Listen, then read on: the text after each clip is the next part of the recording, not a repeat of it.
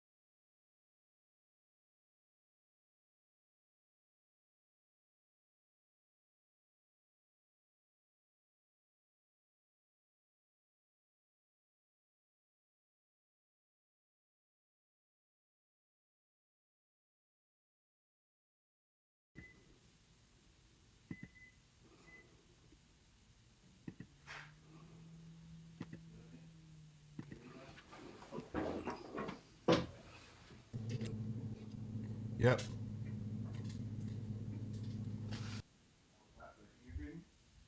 Mute audio. Currently muted.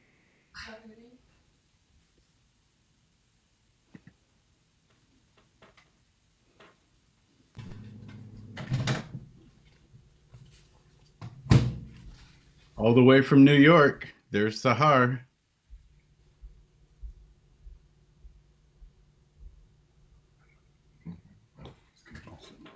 I was hearing him through here. You don't already playing a video? No. What's going on in New York, Sahar? Big question. You're muted. You're muted. He's doing the Zoom meeting. there it is. Sorry, can you hear me now? Oh, Yeah. we're entering, I think, phase two in my area. We still feel a little bit like groundhogs, just popping our heads out for the first time. But thank Oh, God, thank God. How are you all doing? we're good. Um, I'm not sure where we are. We were reopening, and then we saw a surge of diagnoses, and so uh, it's Exactly, very iffy. exactly. I know, I know. How do Well, you let's, feel about New York opening up like it is? um, well, I mean, he was very, very good, our governor. I mean, I've had my issues with our governor, but he really, I mean, with regards to Israel and things like that, and De Blasio with the police before. But I mean, let me tell you, they stepped up. I mean, they really did. Yeah. And I mean, 111 days consistently to hold those meetings and just really looking out for us. So a lot of us feel pretty safe. A lot of us do. But we always have to watch our backs, and we were like lepers before. Nobody wanted us to visit our state. Nobody wanted New Yorkers to come visit. Now they've imposed a quarantine coming in, so they are trying. But I tell you, it was a nightmare. It was a nightmare, but they were tenacious, especially the governor. I mean, he was tenacious. He was on top of it. Just, I mean, I felt that he was a class act with regards to handling it. And you know it wasn't easy. From what we saw, it was like a war zone. So I don't know, but I'm worried about Florida. I'm worried about Well, you guys, Arizona, yeah. Texas. Texas. I mean, and again, it's not like you want to, especially with, my home state was Florida. So we got clobbered a lot. I mean, I just on Facebook and a lot of my friends, they were so happy, liberals in New York. I mean, I heard a lot, Yeah. and they were very, very adamant about not wearing masks and the anti-racism with regards to the Asian. We saw a lot of Chinatown. I mean, it was hard. People were escorting food in and out, and our Asian brothers and sisters really, really, especially the elderly, got the brunt of it in New York City. So I don't know. We just have to wait and see. But it looks like Florida is the next hotspot. But we'll just have to wait and see. What do you make of the mistreatment of Asians in New York? Um, Another tactic of Trump divide and conquer. Another diversion. Next flavor of the month. Wow. Just next flavor of the month unfairly. And the Buddhist coalition here really, really, I mean, Chinatown really was had to be partitioned off, and a lot of clergy, a lot of interfaith work was really stepping up to help, like I said, a lot of the elderly population, Yeah. a lot of the elderly population, especially with regards to getting supplies, especially groceries and medication, but mostly groceries. That was the hardest thing. And Really? there was a huge food shortage for the elderly getting into the Asian neighborhoods. That was the biggest thing. I mean, we have here the Interfaith Network for Disaster Relief, and that was the biggest thing that they always had a shortage of. And that's where most of the interfaith work went to providing for the elderly. So, yeah, Why do it you, was. why do you think that this what you're telling me now is news? Why do we not know about this? I don't know. I just think it's been unfairly masked by the chaos of the pandemic in general. It's just been another, just something lost on the radar, really, that just with all the other chaos that's been happening, the spike and the loss of supplies, the no masks, the no, ventilators, the no this, just basic supplies that people don't have, you Yeah. know, and people were afraid to deliver, you know, a lot of deliveries in the big cities, not like in the suburbs where you can call an Uber. It is very hard to travel down there. Very, very hard. I just don't get it. I It's just a shame, it's a uh, shame. And I think it was kind of hard for me because I remember when we had Eid, when Eid became uh, a holiday in New York City, both Eids became official holidays in Trump land. You know, I remember for years, one of the coalition partners was the Asian American community, you know, because now one of the things we're lobbying for is a Chinese New Year.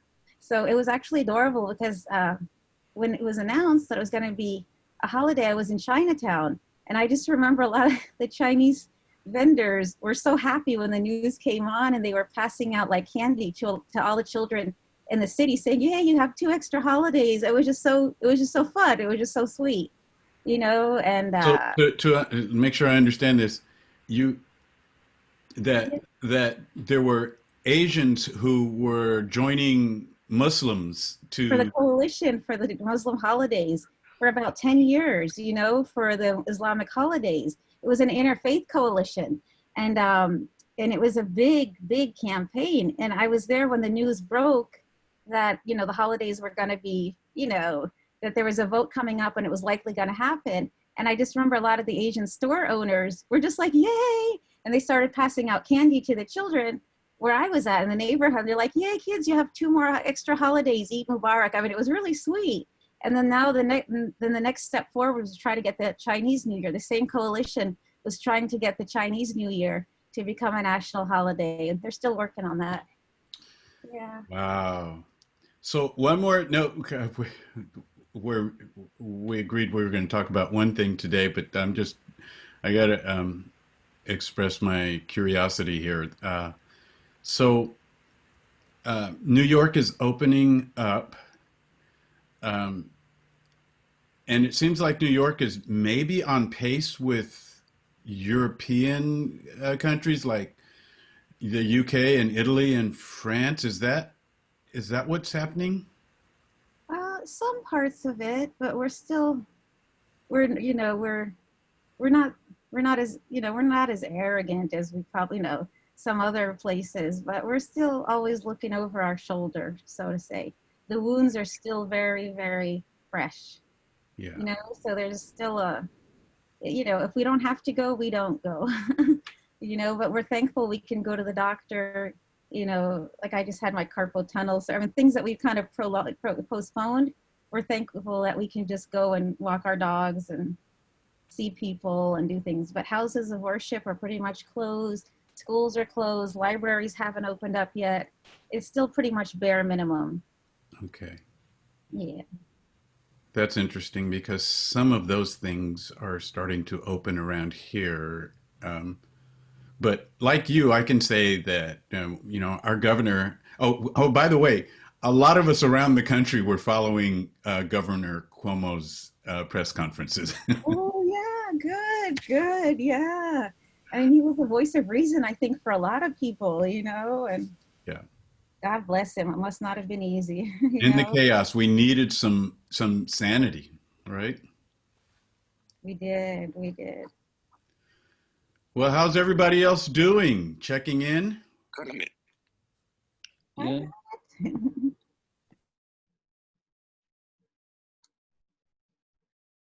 Yeah. We're doing well. My wife is here. Hi, Sahar. This is Kenichi and Sayuri. We're meeting for the first time. Nice to meet you. Nice to meet you. We heard about you through Pastor David Moore. And Thank you. I honor you. really looking forward to meeting you, and I'm glad that you're on the same platform today. Oh, thank you. My honor to be here. Thank you. Yeah. Sayuri, why are you off camera? No, because this computer is set like this. Oh, okay, here we go. This is much more logical. There we go. How's that? Sorry. Yeah. Not to worry. So Hi, Matt. Hi, Matt.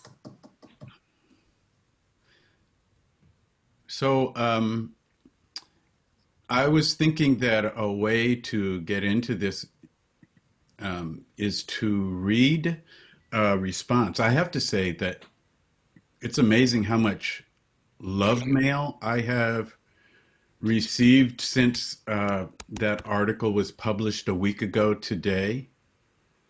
Is this on your Dr. David Enmore page or your just regular personal page? Regular page, I think. Okay, thank you. Yeah.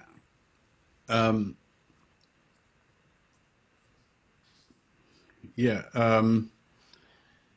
So I have this letter that was a response that I want to share because it, in some ways, reflects my experience just over the past week, and um, I have to say that I'm amazed at the positive response.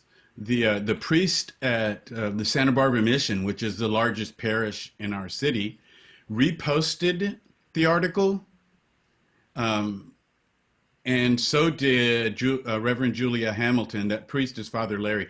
Um, Reverend Julia Hamilton from the Unitarian Society of Santa Barbara reposted it. Well, actually, I don't know. A lot of people reposted it, but I'm just saying that as faith community leaders, I was really amazed at that. But here's the letter from someone who is not a church or faith community leader, but is part of one. And here's what she wrote. Hi, David. I just finished your letter published in The Independent on June 19th. I commend you for your courage in writing it. It is strongly worded and rightly so. I can feel your frustration and anger. There were several times while reading that I wanted to interject with a yes, but, and me, a white supremacist. I also just finished rereading your book, Making America Great Again, for the second time in 2 years. There too, I had some yes, but moments, but quite a few less than at the first reading. I read Just Mercy quite a while ago and saw the movie a few months ago.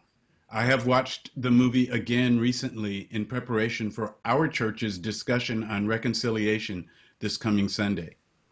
I am just beginning to understand the injustice that you and my other black brothers in Christ have suffered for centuries. This has been on my mind and I am praying about it. I confess that I have been complicit in being willfully blind to this and other injustices to Latinos and Native Americans. I repent of these errors and seek to understand more of how I may have injured those of other skin colors.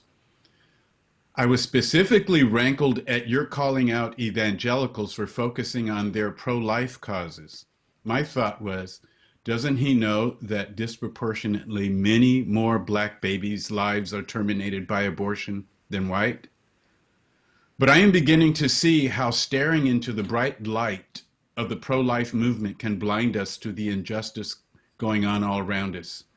It is very difficult to take off the colored glasses of white privilege.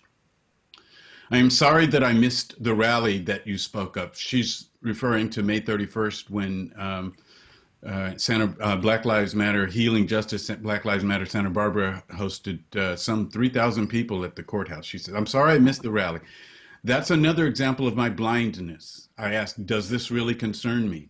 Aside from the aforementioned literature and Isabel Wilkerson's The Warmth of Other Suns, the epic story of America's Great Migration, I am really ignorant of other Black authors. I would appreciate your suggestions of some books that would better educate me to this struggle. You quoted Dr. Martin Luther King about the church being the conscience of the state. I fear that I have been derelict there also.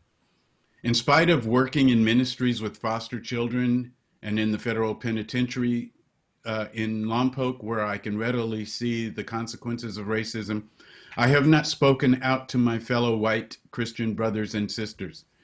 I appreciate your asking for solidarity and koinonia, as in your allusion to the lion laying down with the lamb. I need your help in understanding my own predatory tendencies. But before I can ask for or expect your friendship, I need to ask for your forgiveness for my lack of attention to the issues that have wounded you and so many of my brothers and sisters. I feel that I have sinned not only against you and others, but mainly against Christ. So that's that. I know you have thoughts because you are real thinkers. Wow. Hmm. And which denomination is this lady? Did she say?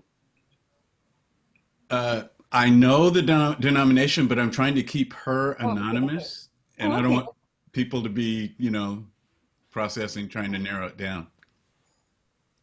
Well, the first thing I just want to request that you always use the word extremist evangelicals, just to avoid any kind of. I don't want to have it seem like you're attacking evangelicals. So if you could always make it a habit, maybe, to use the extremist evangelicals, I think it might just seem less polarizing and more Uh, inviting. Because she yeah. seemed willing to engage. Yes. And if she can start, if she is evangelical, if she could start defining using that term as well, it might kind of preserve some dignity for her and her community. I think that's a nice way to engage. And maybe Wow. if you ever hear of an evangelical blaming their own community, maybe kind of, ask them in a polite way, say, could you do me a favor? Could you please say extremist evangelicals because I'm an evangelical, something like that. That's how I've always tried to engage, and Yeah. then it makes them more open. But I've heard a lot of those kind of conversations, specifically in my multi-faith community, and I'm wondering what you guys have noticed, or what you might have experienced between white guilt and white acknowledgement or real remorseful. Because there's such a fine line where white guilt can really lead to other forms of racism and other forms of systematic injustice too. Yeah. And if it's not, then it leads to the white savior complex, you know, um, which I've seen a lot, which ends up sometimes being a lot worse. Hmm. It can be very, very toxic. Well, we got to fix this. And they bulldoze through everything thinking we are the only people that can fix this.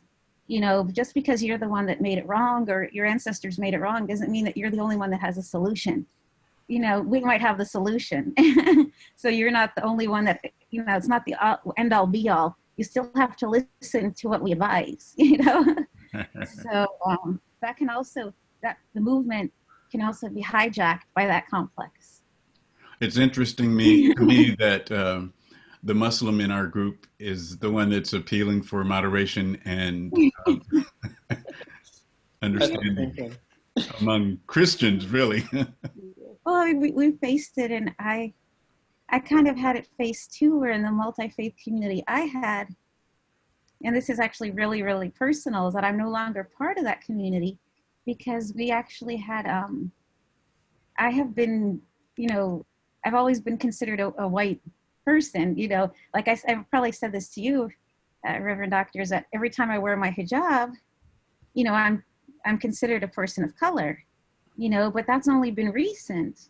Before I was just always considered quote unquote white, but then I've sort of been added as a person of color to the movement, along with Asian, indigenous, Latino, African American, so, but then I got recently targeted a lot for being a white girl who tries to pass as a person of color, and it's a very hard thing to feel because you sort of kicked out of the white club and then you're sort of considered to be a poser, and then you don't know how to identify as, and then you're sort of, well, wait a second, but I don't consider myself white. So at my job, we had, at the church where I worked and lived, we had mandatory white privilege meetings to teach us how we're supposed to be accountable for what our ancestors did,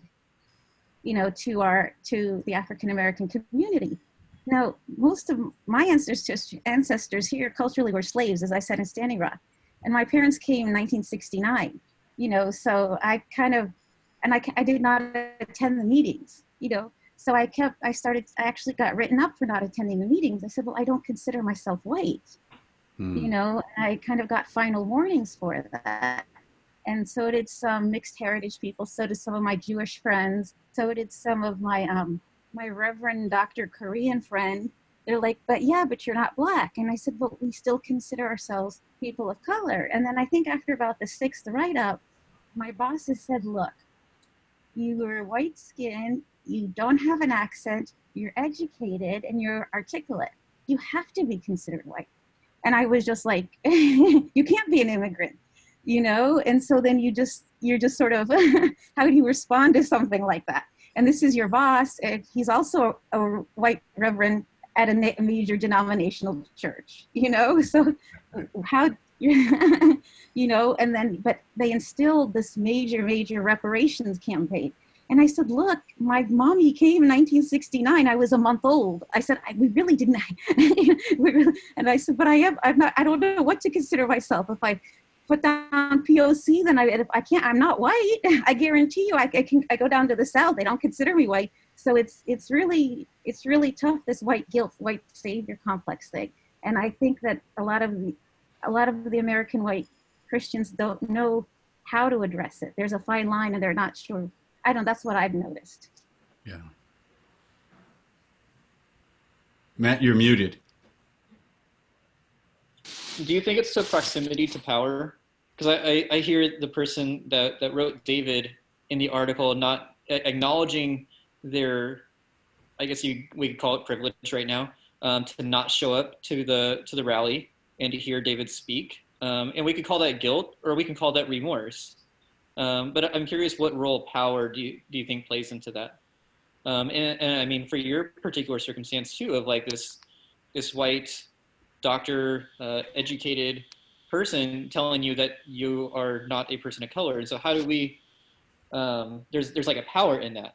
And so I'm wondering for this conversation of addressing like churches, how do we start to understand our power, and how race has informed that?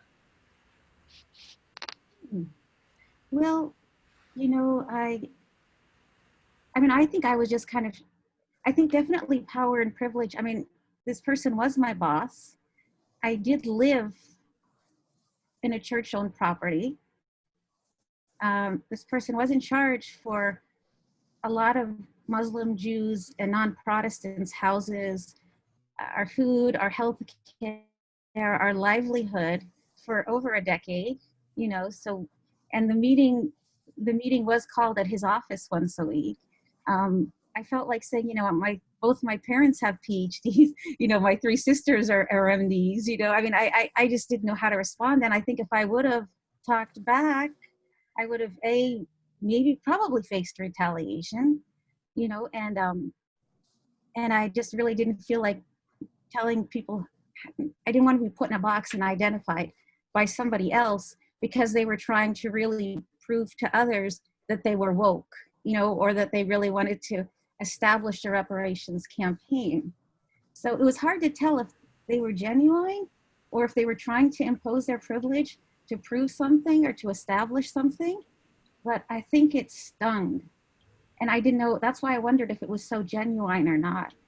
You know, Sahar, I think that what you're describing now is what I'm discovering, because, you know, I don't know, there's so much I don't know about people's motives and worldviews.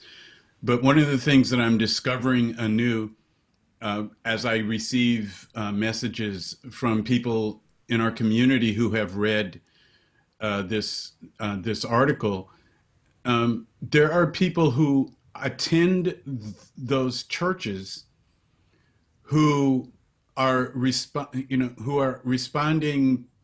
to their leadership in the same way or a similar way to the way that you were responding to your leadership, if you will. And so there has been some silence out of the desire to not rock the boat. Yeah. And I think it really made me aware of privilege that I did not know that I had too. I was like, wow, I mean, I guess I really do pass as white, you know, I mean, I guess I really do, you know, I guess for years, I mean, if you didn't know my name, you know, I guess I never really realized how much I benefited from white privilege. And I think that's where I kind of questioned and understood the movement a lot more. And I kind of got maybe a little bit ashamed that I was so clueless about it, you know, and then it started getting a little, but the ramifications were so toxic because I suffered from eating disorders for 30 years. So I had such a bad body image to begin with. And so then you start to question your skin color as well, as opposed to your weight. And you know what I mean? And, you know, I'm just thinking the ramifications could go on and on and on over the amount of melanin in someone's skin, you know, and I'm just thinking the ramifications of something like that could just go on and on and on. But it was very humbling for me to have to question, wow, I guess I really have privilege from this and I didn't really know it. So it stirred up a lot in me. So I can only imagine how much it stirs up in somebody who might be Anglican, or somebody who has that name, or somebody who is Christian, or somebody who is, you know, born and raised here, you know? Yeah. And I think for my wife and I think from an Asian immigrant perspective, yeah, we had to be awoke to our own place of privilege, you know, in all this. And for us, it has been a journey, actually, evolution of our theology. And it all happened that, you know, Pastor David went ahead of us. It wasn't, I don't think it was purposely designed or anything like that, but he just went ahead of us. And then we both, I went, then went next, and then Sayuri came after me, and we started asking some questions. And because, you know, he had gone a little bit much further than we have, he was able to guide us through the process without having to indoctrinate us. And I think that really helped us begin to open our eyes, because case in point, back in the day, we were all raised, and thank you so much, Sahar, for, you know, distinguishing your perspective from evangelicals to extremist evangelicals. I think for us, we have coined the term white evangelicals, and you know, so white evangelicals really, you know, for at least for me and my wife, I think it's the more extremists with privilege, with power, with the savior complex, with the top-down colonialistic mindset. And so thank you for that. But yeah, it was an awakening. And I know that for me, I was a Zionist at one point. I was, you know, most of the white evangelicals, extremist evangelicals will say, well, you know, our holy scriptures say this, so therefore the land belongs to the Jews, and therefore, you know, we need to at all costs, right? So in this awakening of our conscience and reading Pastor David's article together with my wife, I really appreciated how the letter further, I think, is especially in the current climate where the conscience is softening, and there are a lot of externals that are forcing, I think, people to kind of pause and say, wait a minute, what are the, it's challenging assumptions, let's say. And I think the letter is speaking to some of the specifics. For instance, Pastor David, you have said about the America. Let's you know, we are divided. Oh, we need to get back to the way it was. And you said, well, for us, it was never the way it was. That country that you guys are thinking about is dream for us. We've never been there. And then I think of, you know, what's his name, Mark Charles. He says, I don't like the word reconciliation, is because we've never had a whole relationship to which we can go back to. So I prefer the term conciliation, because reconciliation implies that there was something good and went awry, and to go back to that good. And so, Pastor David, you know, you said right off the bat, says, we've never had it good. We know, you know, that's your dreams. That's in our dreams, right? And so you kind of took back, you know, you kind of really led to, these are the specifics that I'm, you know, and you've always asked us to go to your space, but this time, why don't you now come to our space and experience our pain experience our anguish, stay there with us, and then out of that, together with us, you can celebrate the joy. That's what That's like Sahar saying, instead of meeting in your office, let's meet in one of our spaces. I would say that it's really encouraging, though, to see how many people feel like I spoke to them. You know, in these churches, there are, you know, I didn't know that they really existed. I mean, I had some idea, but to see this flood of feedback from people who were saying, thank you for saying this. I thought everybody was just going to be mad, you know? But people saying thank you is, I'm still just processing that. And I don't know where that's going to go. Well, I guess that's a sign of humility from the people that said thank you. You know, on one level, but I guess their actions speak louder than words in a lot of ways also. And sometimes it's not just about writing a check and offering a scholarship. It's about, are they going to support systemic change, and are they going to show up? It's kind of like when we all went to Standing Rock. You know, we went to their place. I never thought in my life I would be on a flatbed in South Dakota. I mean, I never, in North Dakota. I mean, never in my life have I ever been on an Indian reservation. You know, I mean, we all could have met in DC, you know, but we chose to enter their home. We went into sacred space, you know, and they invited us into their homes. And I think it made a world of difference to go and see how they lived, and to see that one corner shop that was their main downtown. And I don't think we would have ever gotten the full view, you know, if we wouldn't have dignified their space like that, you know, and participated in their ceremony and stuff. Well, things happen to open doors and to change us. And obviously we were really impacted and changed at Standing Rock in a number of ways. But I have to, I question, I don't think I could have written that article just 2 months ago. I would not have had the internal push, the inspiration, if you will. Even if I knew the facts already, I would not have, because I would have had a sense of futility, like nobody's going to listen to this. It's not going to, you know, get any traction. So I would not have written that 2 months ago. But so much has changed. And so it opened the door. And not further, I think it's very unlikely that it would have been published 2 months ago. Probably seen as, you know, a little bit too fiery. Even though my intent is not to be hostile in any way, because as I say in the article, I want us to have solidarity. I'm longing for, but it feels like African Americans have been seeking to communicate with our society for 400 years. And it seems suddenly there are people who are willing to listen. And it's kind of overwhelming because, yes, you're willing to listen, but we can't talk to everybody at the same time, you know, unless we have TV stations and stuff.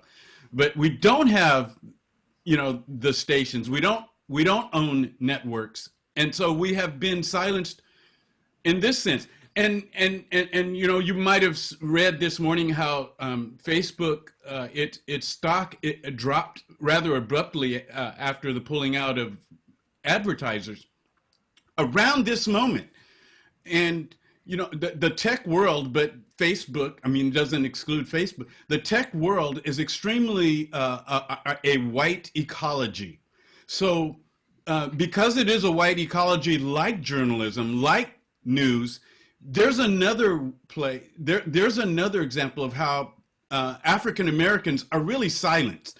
And you might say, well, it's social media. Anybody can say whatever they want. That's not true. I know plenty of people who have been censored and censured for what they posted on Facebook that was just about as benign a statement as could be made. But and it makes it clear that there are not a bunch of African Americans behind the scenes making decisions around this. And so our silence sometimes we have been unheard for so long, and now we're watching even corporations pay attention. We're watching Disneyland pay attention and say that we're not going to have Splash Mountain because, you know, it's promotion of old Southern culture.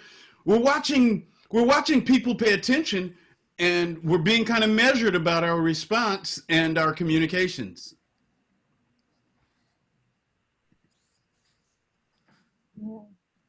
I'd like to talk about a point that goes along those that route, and it's this idea of well, it kind of leads to thoughts and prayers, but it's also this idea that I'm seeing a lot of churches that I know of or been following, I've done work with, that are now, you know, addressing this issue, and so it's interesting to watch them enter this process.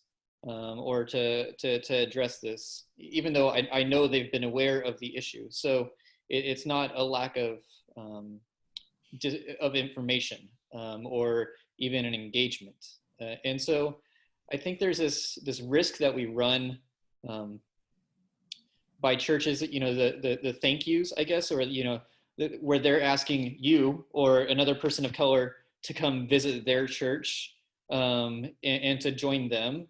And you call out in the article so precisely that no, like, come be in my space, come feel my feeling, my community, my joy. Like come to my moment, you know, come to my space. And I think there's some poignantness about that there's still some power in this idea of these churches that want people of color to come to them and to make them feel better, or to make, and it's a representation of their congregation, to give their congregation the pat on the back or the affirmation that you are doing the work. And I think I think there's a conversation that needs to be had around that.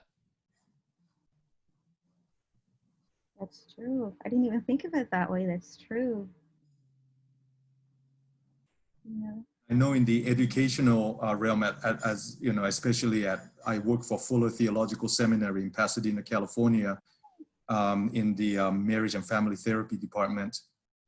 I know that of students who have been coming to a program, the younger students who are extremely sophisticated when it comes to social justice and race matters. I've heard from our students time and again, and especially from our Black students, when they're called upon to speak on issues, and they feel that what they are sharing covers all Black community. Mm-hmm. That's problematic for them. Mm-hmm. And they are saying, this is my perspective. Please don't mix this up with, this is how the collective Black community is feeling, but this is and they feel like they are they become a token in the class. And then, just like Matt was saying, and it makes, you know, outwardly, at least the instructor had called on a student of color or Black student to give input on the matter. So they're engaging somewhat the cultural competency kind of thing. But what they are crying out is, don't place the onus on us. We don't want to teach the class. You are supposed to, as an instructor, supposed to come in already having read at least to some degree and sensitized to some degree that you can begin to initiate a healthy discussion around this. Please don't look to us to teach the rest of you all, kind of. So as an official, I'm not a teacher, but I'm an administrator, but I've given students of color, especially Black students and others, space to really speak out concerns and frustration. And this is one of those things that they have repeatedly shared with me, which is very painful, but I know that we have to sit in that pain. Yeah. And to really realize that this is what they're crying out and saying enough. this go what I'm going to say next goes to what you're saying and also to what Matt was saying just before you. One of the recurring themes of inquiry over the past few weeks, it's not just the past few weeks, but particularly the past few weeks, is this statement that African Americans and whites need more dialogue, that we need to become closer by having conversations with one another. My response is, as Matt was saying, there's enough information available. We don't need to be talking. You need to talk to yourselves. You need to talk to your pastors, your partners, whoever is in your world, people who sit around your table, the people who work in your workplace, the people that you're talking to on Facebook and that you're not talking to on Facebook. Instead of trying to start a conversation with an African American, how about you start a conversation with your racist uncle and deal with it so that we don't have to? Exactly. And stop Googling Candace Owens and just read a book. I mean, you read the history. Oh, man. No, well, because people are uncomfortable with facing the truth about themselves. I mean, they really are. They really, really are. There's nothing more than challenging yourself. Nothing harder than challenging facing your own demons. I think nothing. Especially, Sahar, when you're in an environment that supports the status quo. So facing your own demons is even harder when people around you are not willing to face theirs. And so, you're going to feel like you're a real disruptive person if you do face your own demons for your own sanity, for your own emotional health. Exactly. I mean, look, you know me, I could face a neo-Nazi in Charlottesville and an abaya, but I couldn't stand up to my boss who told me I wasn't white. I mean, come on, really, I mean, it's those things sometimes that you're just, it's true. It really, really is true. The hardest battles, but I think in that process, there also needs to be something that's called out in this kind of thoughtfulness, the logical processing that takes place.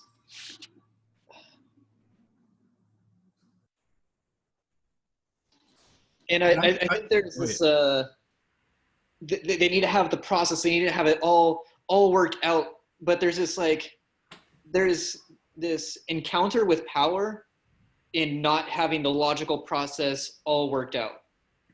And if you're just putting out a statement, I mean, we're 4 weeks after the killing of George Floyd now. And if you're just putting out a statement now and you're finally just figured out how to biblically come up with a statement, it's just that it kind of shows, I guess, to me. And it's the thoughtfulness that you have to come up with a logical argument that and the right scripture that, holds on to your proximity to power. And I think that's something I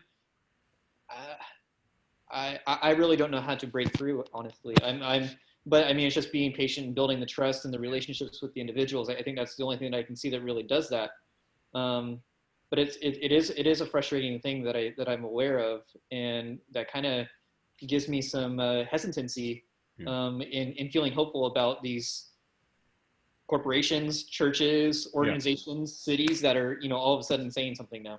So I on a positive note with regard to all of that, because I share Matt's guardedness, but on a positive note, I went to the best sellers on Amazon.com, and over a third of the top 30 books are worth reading. I mean, I'm not saying the others aren't worth reading, but these are related to justice and race. So it tells me that people are seeking, they're trying to find their way. And when you're reading a book, it's a very personal and private experience. And that is, to me, this goes back to, I often quote Gil Scott-Heron, who said, "The revolution will not be televised, will not be televised." Well, this is why the revolution is not being televised, even though we watch marches and protests in the streets. That's not really the revolution. The revolution is what we do every week when we come together and talk, and all of the other conversations that are being held among people of like minds. You know, people, whether it's on a university campus or in a mosque or wherever it is, people are having conversations and the revolution is underway. And part of it is connected to what happens very personally and privately. So that's why I'm celebrating the fact that all of these books are being purchased right now. Not only that, but most of the authors are African American, so they're getting the revenue. Because let me tell you, that's not historically. America looks at African American authors as non-essential, and this is not a new thing. You know, when W.E. Du Bois was one of the most famous people in the country, he couldn't sell his books because he was black. Because whites have this idea that if the author is black, they must be talking to black people, and I'm not a part of that conversation. But I love seeing how many of these books are going out right now.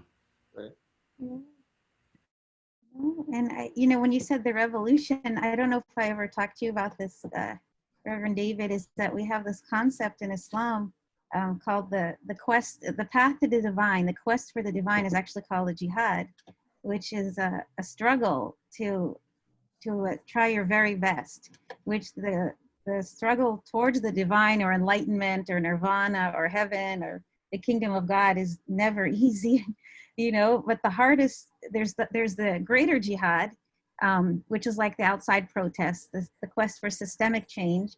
But the lesser, actually that's a lesser jihad. The greater jihad is the one to find that balance and harmony and centering and to fight for liberation for your own soul. That's the greater jihad, you know, because if you can't align your chakras inside, you can't even begin to work on the outside systemic world. So working on the greater liberation movement inside is the hardest thing. And I think that's what these conversations do, because you wrestle with your own stuff, you know? Yeah. And that's why sometimes it's more important, because we can go out and protest. Actually, that's the easiest part. Right. You know? Exactly.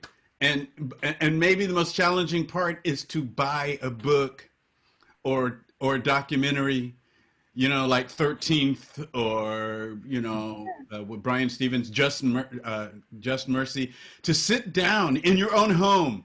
And people are watching. The ratings were pretty high. Just this a couple of nights ago, there was a celebration of African American culture on ABC, and the ratings were high. I think they're probably much higher than they would have been 2 months ago, because people are inquiring. This is the revolution. It's as you say, it's the jihad that's happening in ourselves. Their internal jihad.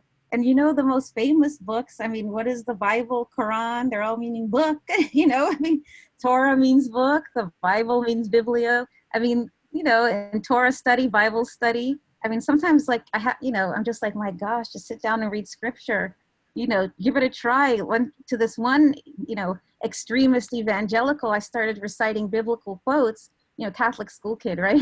You know, and he was like, where's that come from? I was like, well, the Bible. I'm like, you should try to read it. It's a really cool book. You know? And sometimes you just sort of forget that, you know? Yeah.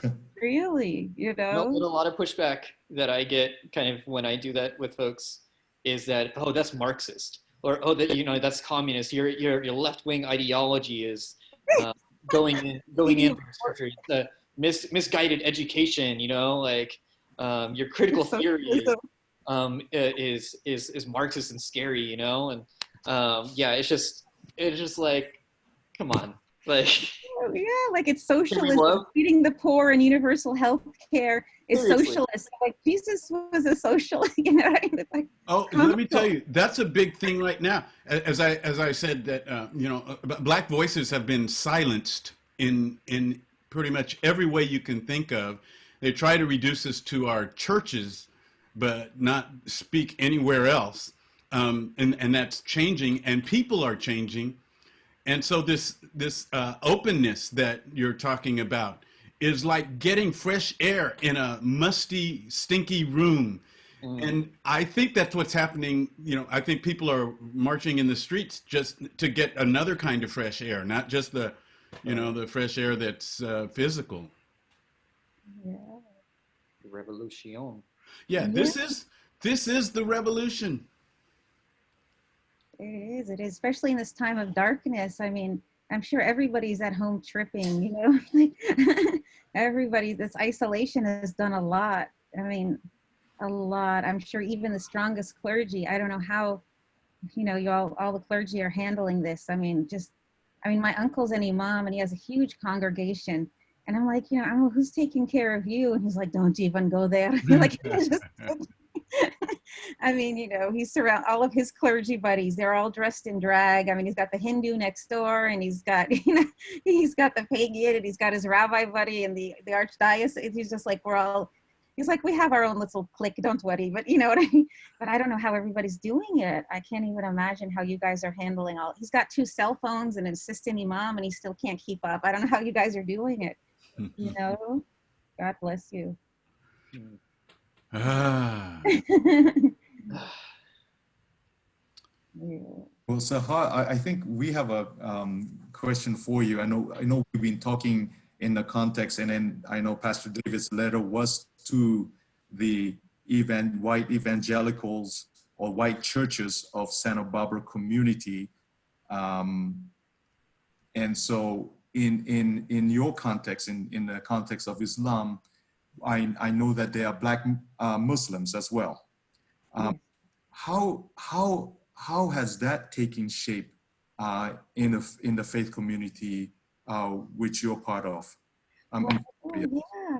Well, you know, historically in Islam, Islam in the U.S., it's a different situation. You know, but in Islam, you know, Prophet Muhammad, he, you know, of course, racism is denounced, I'm sure, in all religions. You know, the very first person that ever called the prayer when the first mosque was built was his companion, a former slave, a teenage boy from Ethiopia, Bilal. And he specifically did that, you know, to show, you know, the sanctity of, you know, God says specifically, I have divided you into nations and tribes, different colors and different tongues, you know, but there is still inherent, you know, there is still inherent racism, not just, there's geographic racism, there's denominational racism, you know, every religion has it. Christianity doesn't hold a special, I mean, we all have our own ecumenical stuff, you know, but what's interesting here in the U.S. Islamic community, we have the indigenous African-American Muslim community, the descendants of slaves, you know, and that's, we have the W.D. Muhammad crew, you know, community. We have the descendants of the nation, which have reformed, you know, the Elijah Muhammad community, which started off as a secular Muslim community, but he had to imagine being Black and Muslim in the 40s or 30s, you know, exactly. Or even now, if you're pulled over by a cop and you're African-American, and then you find out, they find out you're Muslim, then they find out you're Black, you're Muslim, you're Latino, then you're Black, Latino, Muslim, and LGBTQ. I mean, that just puts extra layers of harassment on it. So it's a very nuanced thing, but the indigenous African-American community, they've been persecuted on multiple levels. But then we also have the immigrant Africans, you know, Muslims who come from a very aristocratic, you know, they're here getting their PhDs, the Nigerians, the ones from Ghana, the ones from Cameroon. And so they're like, we've never experienced racism, you know what I mean? And they don't identify, they are clueless about the civil rights movement. I mean, they are so clueless, you know, and I don't want to generalize, but they have they were like my parents, recruited, given visas, flown on planes, you know? So they have that. But then you have the African-American community, Muslims, that don't believe in Islamophobia. What you talking about Islamophobia? We were spit on, we were this, you guys are sissies, you know? So there's always like this little kind of thing going on, you know? But they're definitely all working together as far as the Black Lives Matter movement. And there's a lot of mobilization, but it tends to be different shared experiences. Yeah. Different shared experiences for sure. So some are working more on like a lot of working on the grassroots level. Some are working more on the systemic level. Some are completely clueless. You know, there's some Republican Muslims, which I don't know why, you know, but it's completely, yeah, everybody agrees on the cause, but the methodology is completely different. But it's actually kind of comical to watch. Just like I'm sure it's comical to watch in your own communities, but that's the kind of issues we're seeing. there are some go-to labels to disqualify someone, to silence them. For the longest time, by calling someone a communist in this country, I mean, for over a century, that's the way you just completely disqualify them. Uh, to call them a communist. But then one of the things that's been added to it, uh, but is also changing, is that there was a time when to be identified with Black Lives Matter was like being called a communist in this society, a way of saying, "Oh, your voice doesn't matter." But that's changing right now. I don't know if it's changing around the label communist. I don't know, but it's a way of putting someone down, socially speaking, and it's a joy to see how with Black Lives Matter, in a way, it seems like it's becoming cool to be black. Oh, yeah. Well, the BLM move, I mean, I always thought it was cool. I mean, BLM, but now at least there are people in marches that I never thought would have done it 5 years ago. Like my friends on Facebook, I'm like, yay, like that they're actually out. It's almost kind of a relief that they're actually out there marching, gives some of the rest of us, like. Well, I'm finding some of the same refrains. People saying that Black Lives Matter is funded by George Soros. There's that basically to say that we as black people don't know what we're doing, we're just getting paid, and that's been going on a long time.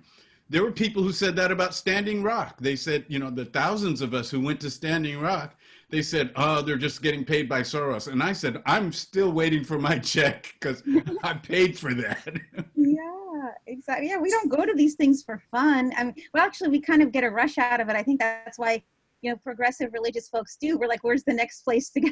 We actually kind of really, we feel that we're called to do that. But yeah, I don't know where they get the idea that, that we're kind of employed to do that or something. Like well, we actually yeah, go ahead, Matt. Like we actually want to be in proximity to suffering and oppression. Like yeah, exactly. It's like this is a hobby for us, It's like, no, I'd rather be fishing in the middle of the ocean, like get out of here. I mean, there is a little bit of a rush to it, you know what I mean, that we kind of do. Oh, like, woo! Well, the rush is in the fact that we know that we're around people who are safe for us. Yep. And I'm not talking about the people who resist us, like at Standing Rock, all of the power that was unleashed against us. I'm not talking about that, but I'm talking about the thousands of people who were in solidarity in that moment, who were Muslims and Christians and Hindus and Jews and on and on, and especially people of traditional religions among the indigenous community that we all submitted to because it was their space and we honored. I think that's what made that so beautiful. And you call it a rush. Yeah, I think I definitely felt a great rush just in hanging out with people. You knew that wherever you went around the camp, as you mingled with people, you knew that you were not going to run into a Fox News fan. And this goes to Sahar. You raised the question. You said, I don't know where they get it from. Well, that's one of the places they get it from. They're very selective about their diet, and so that they're hooked on propaganda. Mm-hmm. They really are. And I'm like, you guys are missing out. I saw a yurt. I saw a teepee for the first time. Who the hell am I to hop on a plane and run into a bunch of UUs and tag along with them and, get in a car with them and, sleep on a church floor, who the hell am I to end up at this stage in my life, backpacking, and hanging out in a teepee, like, who the hell am I?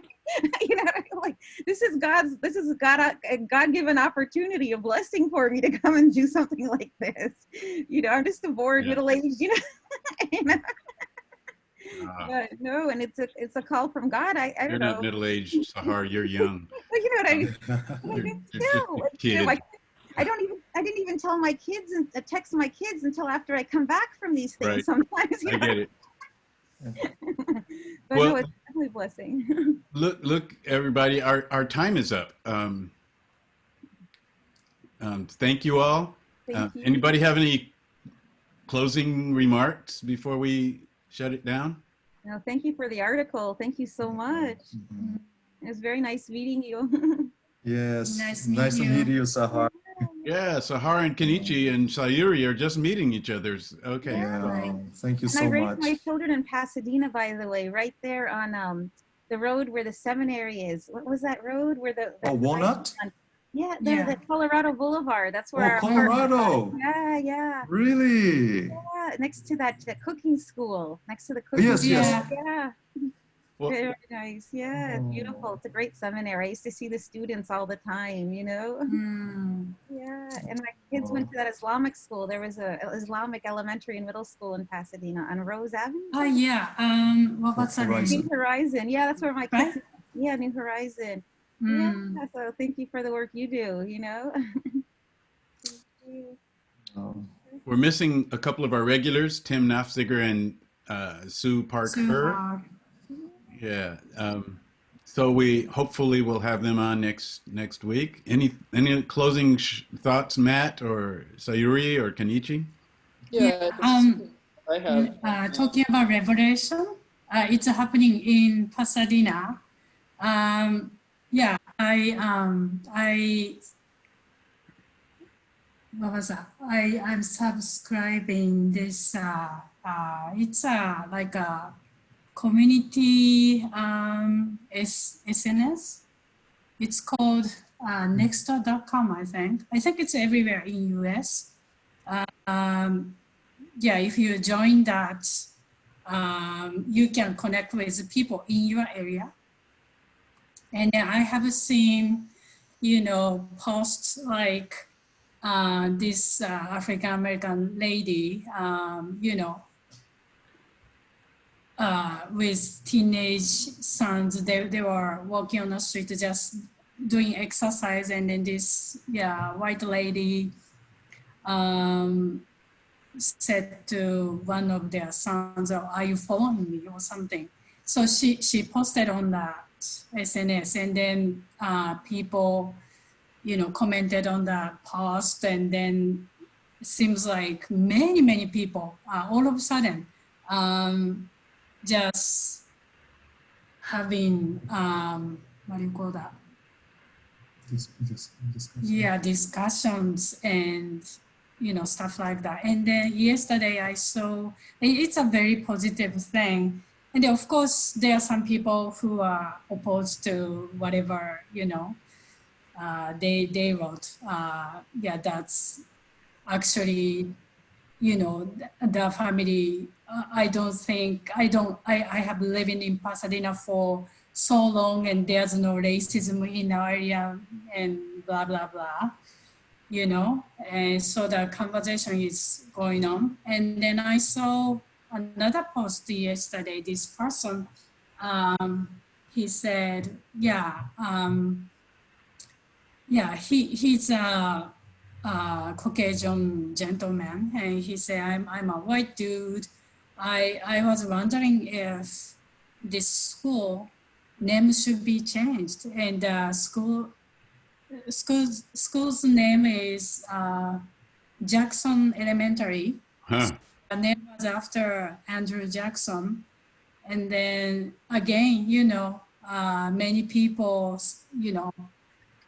commenting on that, and then, oppose, and then, oh, I agree with you, and thank you so much for your, sensitivity. And so things are really happening. People started really, talking about things. Yeah. And yeah. Mhm. Yeah, I think it's like we have a new environment to talk about things that have been rejected or kicked around for a long time. And you mentioned reparations, and I think reparations and affirmative action, they're being reframed because our society has looked at them as handouts or whatever, but they're debts. And our society could never fully repay what it owes us as indigenous people and African Americans. Yes. So, by reframing the conversation, as you were talking, Sayuri, the conversations that are happening on, it's animating the conversation. Okay, so, all right, Matt, do you have any closing or Kenichi. You're muted, Matt. Yeah, and it's in that same thought. It is like we're in this reparative moment, and there's a lot of solace in that, and I'm inspired by it, but also to remember that we're in the early phases of the reparative phase, and so we're at maybe phase 3 or 4, depending on the way that you look at it, out of 13 or 14, and so we still have a lot of work to do, a lot of addressing of power, and really hearing the demands. We can give our apologies, and repair is beautiful. We are awakening, and with that awakening, we are seeing an opportunity for a new way of living. And now we're stepping through that door, and we have to become that new way of living. So a lot of just, I've been really enheartened and hopeful, and just keep joining with people. I'll just add to say that God willing, we will this will expand to include interfaith, and also to include the LGBTQIAA community, and to really stand in solidarity as one human race. Yes. What a way to go out. One human race. Yeah. All right, let's get it right, folks. And this is the revolution. It's okay, so it's on Facebook Live, but it's not being televised yet. All right. Thank you to everybody who came into our space here together on Facebook today. I really appreciate you. I want to give another shout out to Father Larry and Reverend Julia Hamilton. I feel like that your reposting of that article was an expression of solidarity. I know that it makes some people uncomfortable that you would do that, but you're identifying with us who live in discomfort all the time. So God bless you. God bless all of us who are here now. And I'll see you next time. Yeah, All right. thank you. See you. Bye. God bless. Bye-bye. Bye. Bye, everybody.